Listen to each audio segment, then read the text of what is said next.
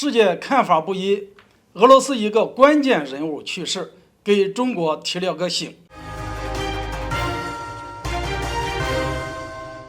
大家好，我是薛云华，欢迎收看云华观点。今天我们聊聊戈尔巴乔夫去世，西方国家与俄罗斯表态不尽相同，背后到底有何原因呢？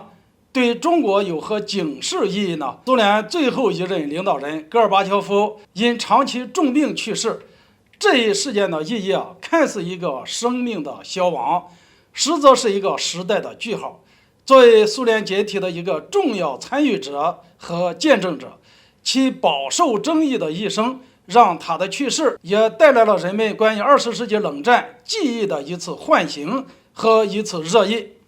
在戈尔巴乔夫去世以后，无论是联合国秘书长古特雷斯、俄罗斯总统普京、美国总统拜登、欧盟主席冯德莱恩、法国总统马克龙以及全球多国政要都对他的离世表示哀悼。然而，除了表达哀悼之外，西方国家对戈尔巴乔夫的去世更多的是对他做出的所谓的和平贡献表示赞扬，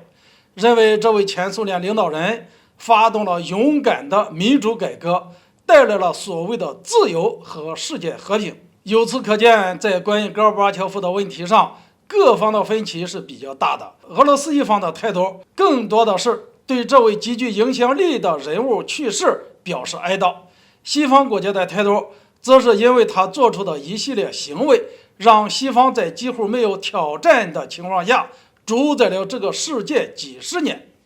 事实上，不仅各国的看法不一，戈尔巴乔夫注定将成为一个有争议的历史人物。在不少俄罗斯人民的观点中，戈尔巴乔夫是苏联解体的罪魁祸首，因为戈尔巴乔夫的激进错误改革以及过度盲目崇拜西方文化，导致了苏联在最后几年时间里面临着严重的内部撕裂，最终走向了解体。其被叶利钦当场硬怼的画面，更是暴露了他对动荡下的软弱性。如今，俄罗斯面临着和苏联相似的境遇，实力却大不如前。如果昔日的苏联没有解体，就不会有车臣战争、格鲁吉亚战争、乌克兰战争，苏联的大量财富就不会被西方国家所掠夺。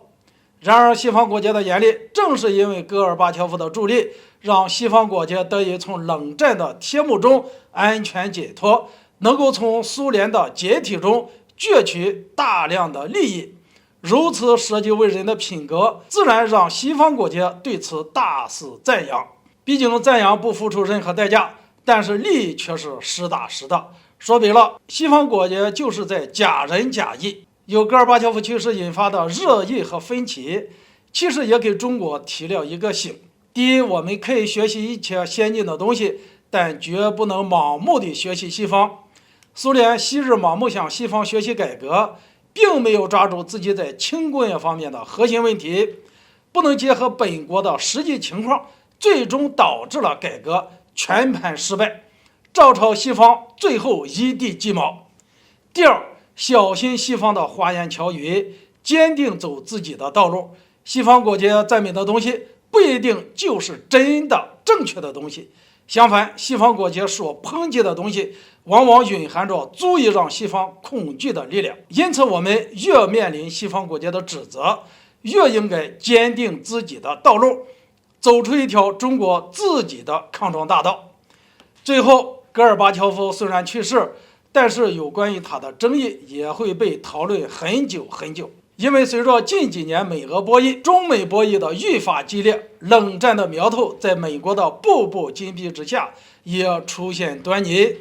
在未来，如果新冷战真的到来，那么旧冷战的一系列问题将会给我们带来更多的参考和借鉴意义。这个话题就聊到这里，欢迎大家留言交流，下次见。